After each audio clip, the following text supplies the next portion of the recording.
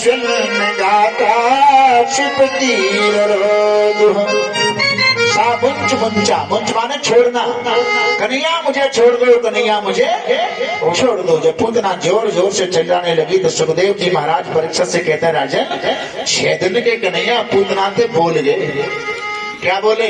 मौसी जी मेरी मैया ने मुझे छोड़ना तो सिखाया ही नहीं, जिसको एक बार पकड़ लेता हूँ उसका तो संसार से फैसला ही करके छोड़ता हूँ, और जिसको ठाकुर ने पकड़ लिया उसका पुनर्जन्म न विद्यते, दोबारा उसका संसार में जन्म होता ही नहीं, होता नहीं।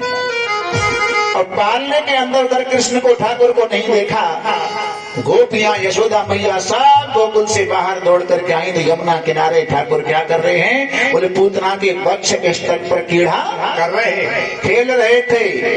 आज यशोदा मैया ने जाकर के लाला को उठाया, लाला को उठा लिया और अपने साड़ी धोती का पल्लू लेकर के लाला के ऊपर 2-4 बार ऐसे किया और भाव बनाया। क्या? इंद्रियाण ऋषिकेश प्राणान नारायणो यबतु श्वेत दीप पदश्रितम मनो योगेश्वरो यबतु। झाड़ा लगाते समय कह रही है इंद्रियाण ऋषिकेश, मेरे लाला के इंद्रियों की रक्षा ऋषिकेश भगवान करें, प्राणों की रक्षा नारायण भगवान करें, चित्त की रक्षा श्वेत दीप पर रहने वाले भगवान करें, और मन की रक्षा योगेश्वर श्याम सुंदर भगवान करें। अभी माँ का भाव पूरा नहीं हुआ। क्रीडंतम पात गोविंद शयानम पात माधव, खेलते हुए कृष्ण की रक्षा गोविंद भगवान करें और सोते हुए कृष्ण की रक्षा मधुसूदन भगवान करें। भगवान मन ही मन कह रहे हैं, मेरी मैया मेरे ही नाम और मुझे झाड़ी दे रही है। जय हो, जितने नाम है वो कृष्ण के नाम, कृष्ण के नाम। ये माताओं का होता है वात्सल्य। बालक चाहे भले ही कोई परेशान हो, रो रहा हो, कहीं उसको पीड़ा है, तकलीफ है, लेकिन माँ की सीधी नजर कहाँ जाती है? बालक के नजर नहीं लग जाए, नजर लग गई है, झाड़ू लगवाओ, यही तो भाव होता है, भले चाहे उसको कोई परेशानी क्यों न हो।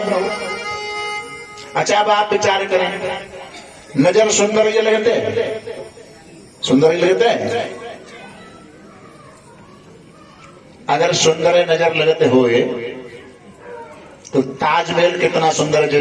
विदेशी पर्यटक भी ताजमहल में आते हैं देखने के लिए, हैं? तो वह तो नजर लगना रही। और फागुन के महीना में जब बहन बेटी बिटोरा रखता ना, बिटोरा, और 2 विदाब के मिर्चू कर दे, फिर वहां पर टांग देंगे को जूता, काई को है बिटोरा नजर न लग जाए। ताज मेरे नजर ना लगे, बिटोरा नजर लग रही है। लाल कुंडली में छुपे नहीं रहते हैं। आज महाराज गोकुलवासी लोग आए, लकड़ियां इकट्ठी की, पूतना को जलाया। सुखदेव जी कहते हैं पूतना के शरीर से सुगंधी निकली। क्यों? उसका काम बढ़िया नहीं, उसका नाम बढ़िया नहीं, उसका रहन सहन बढ़िया नहीं, फिर भी दिव्य ज्योति यानी सुगंधी क्यों निकली? पूतना लोक बालिनी राक्षसी रधरासना जिघांसिया हरे स्तनम रस्वा अपसदविदम। क्यों निकली? बोले इसलिए सुगंधी निकली कि उसने अंत में ये कहा था, कन्हैया मुझे छोड़ दो, कन्हैया मुझे छोड़ दो, छोड़ दो। बड़े बड़े संत मनीषी लोग प्रयास करके चले गए, लेकिन अंत में भगवान का नाम उनकी वाणी पर नहीं आया।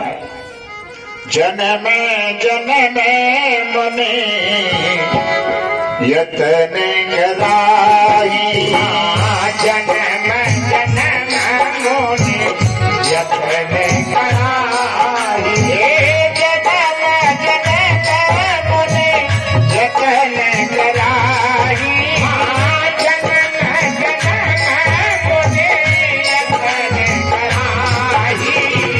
अंतरा में कहीं आवत नाई, अंतरा में कहीं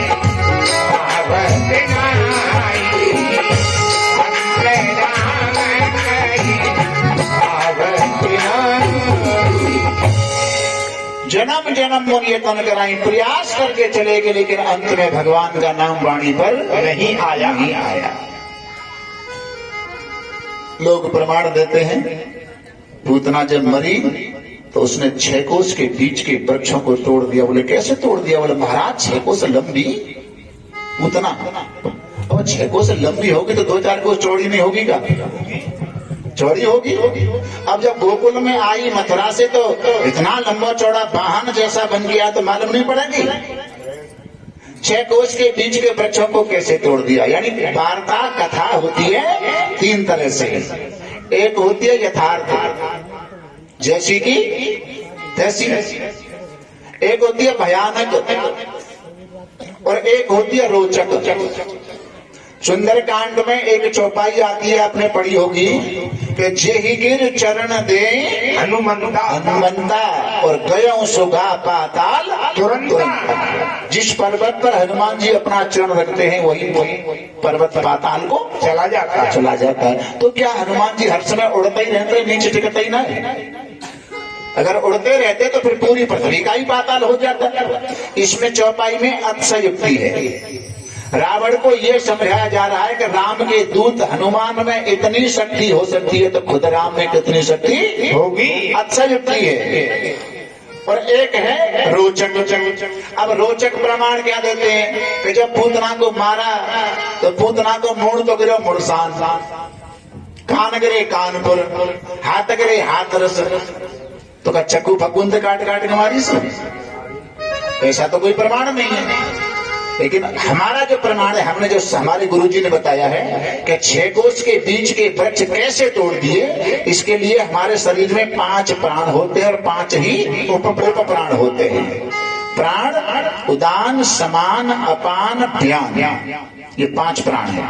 5 प्राणों के स्थान और काम अलग अलग हैं। प्राण का स्थान है हृदय और उसका काम है 24 घंटे में साधारण अवस्था में 21,600 श्वास बनाना प्राण का काम। उदान का स्थान कंठ है, उसका काम है खाए हुए पदार्थ को नीचे उतारना। और उदान जीव की सवारी और है, शरीर से निकल करके प्राण जाते हैं तो उदान को ही लेकर के जाता है।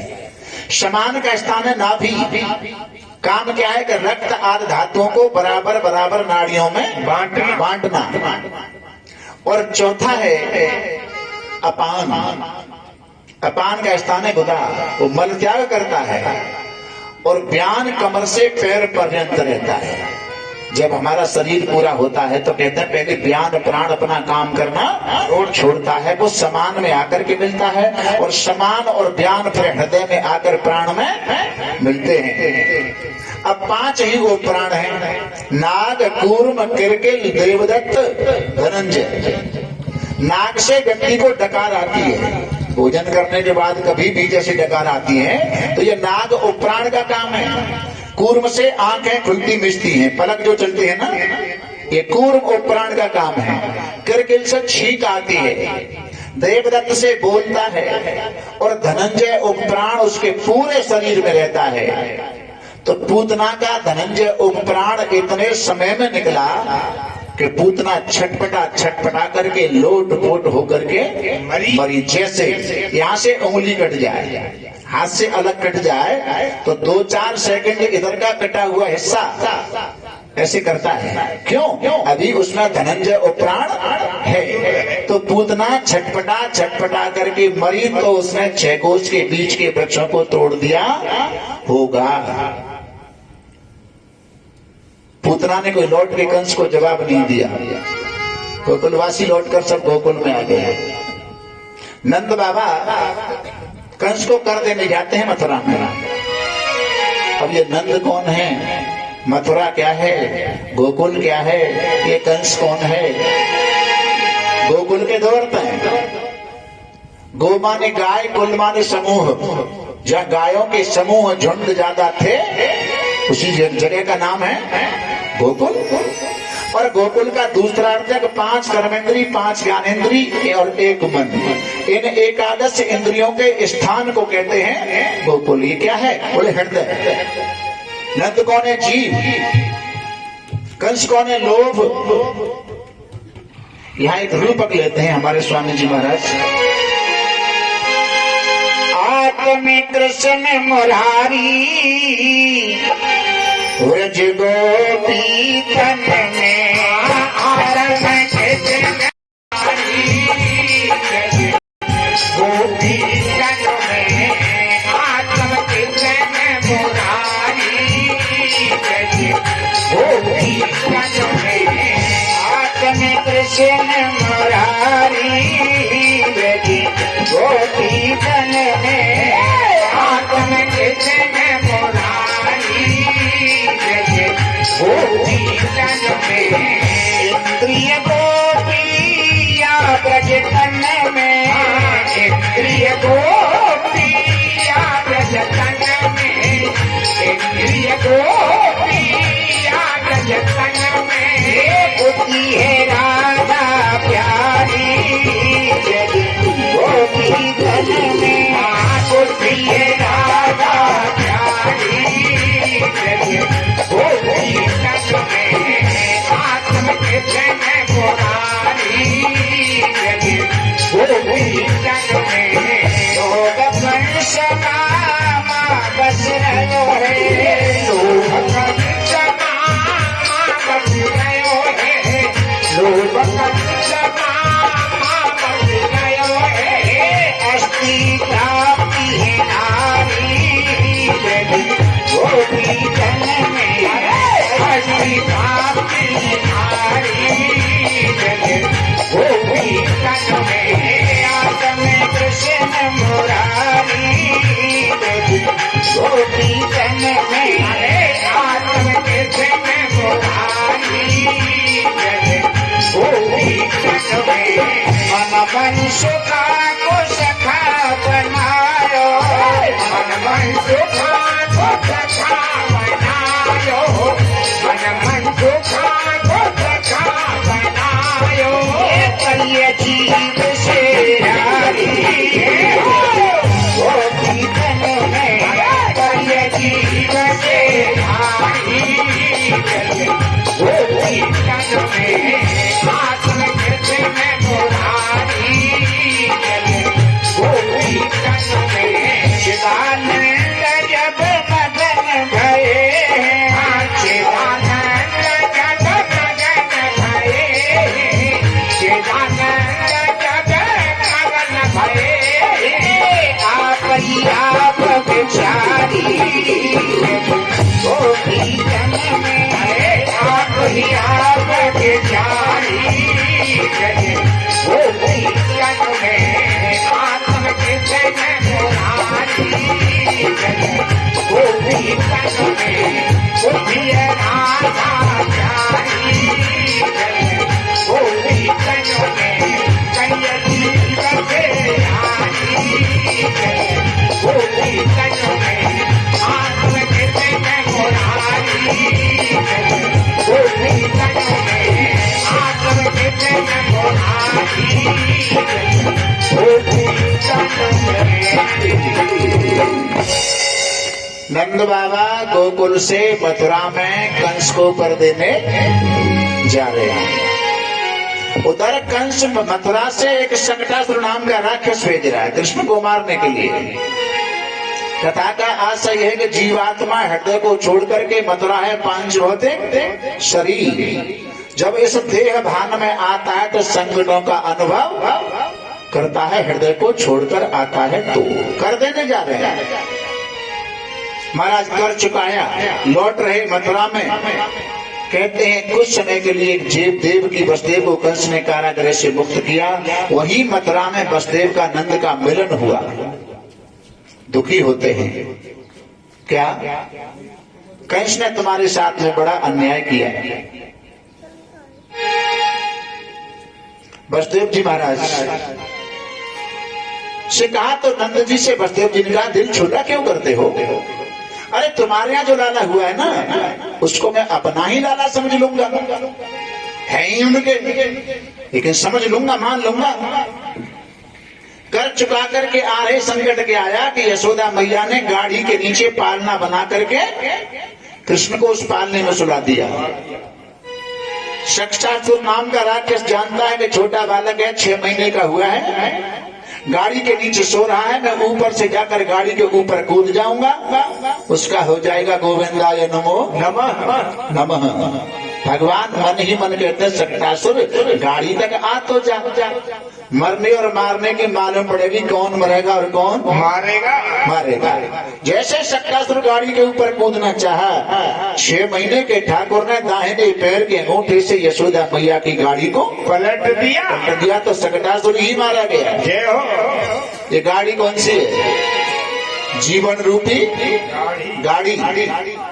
और उस जीवन रूपी गाड़ी के ऊपर संसार की वस्तु, यशोदा मैया ने संसार की वस्तुओं को गाड़ी के ऊपर रखा और दुनिया के आधार को गाड़ी के नीचे सुलाया।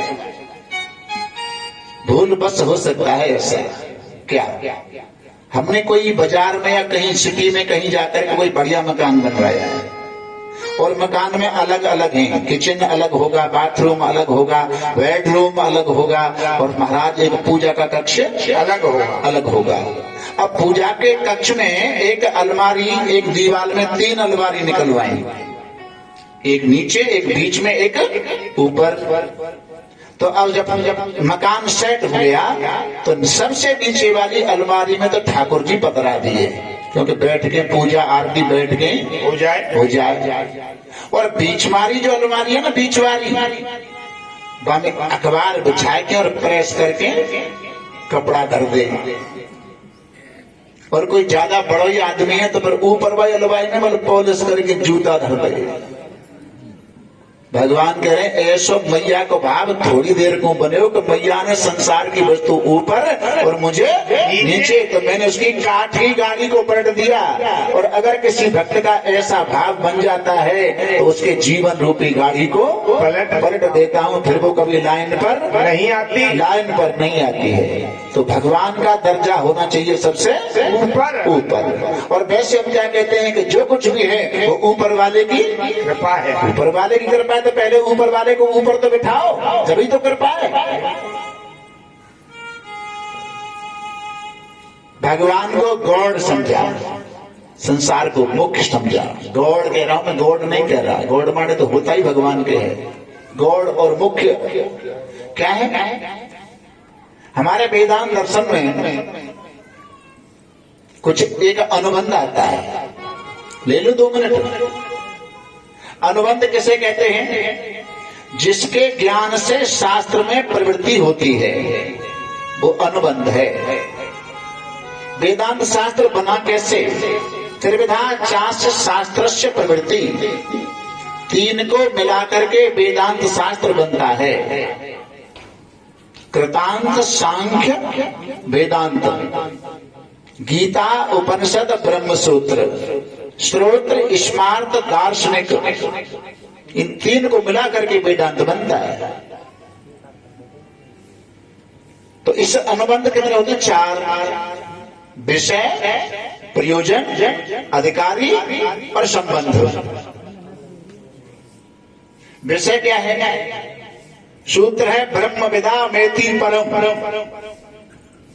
इस सूत्र में जो ब्रह्म पद है, ब्रह्म विदा, ब्रह्म पद है, वो वेदांत शास्त्र का विषय है। विषय प्रयोजन 2 प्रकार का है, एक गौड़ प्रयोजन और एक मुख्य प्रयोजन। गौड़ प्रयोजन क्या है? इस संसार को विषय करनेहारा, इस ब्रह्म को विषय करनेहारा अंतःकरण के वृत्ति रूपी ज्ञान को कहते हैं गौड़ प्रयोजन। और मुख्य प्रयोजन सर्व अनर्थों की निवृत्ति पूर्वक ब्रह्म भाव की प्राप्ति, इसे कहते हैं मुख्य प्रयोजन। और जो साधक दोनों प्रयोजनों को जानने की चेष्टा करता है तो पहले उसको गीता की घट संपत्ति जान लेनी चाहिए। घट संपत्ति की मैंने 2 दिन व्याख्या कर दी है। सम, दम, उपरति, तितिक्षा, श्रद्धा, समाधान। तो गौड़ समझा किसको? भगवान को। और मुख्य समझा संसार को। तो यशोदा की गाड़ी को ठाकुर ने पलट दिया। महाराज अब 1 वर्ष के कन्हैया हो जाते हैं तो कैलाश पर्वत पर भोले बाबा को मालूम होता है कि मेरे स्वामी ने ब्रज में अवतार ले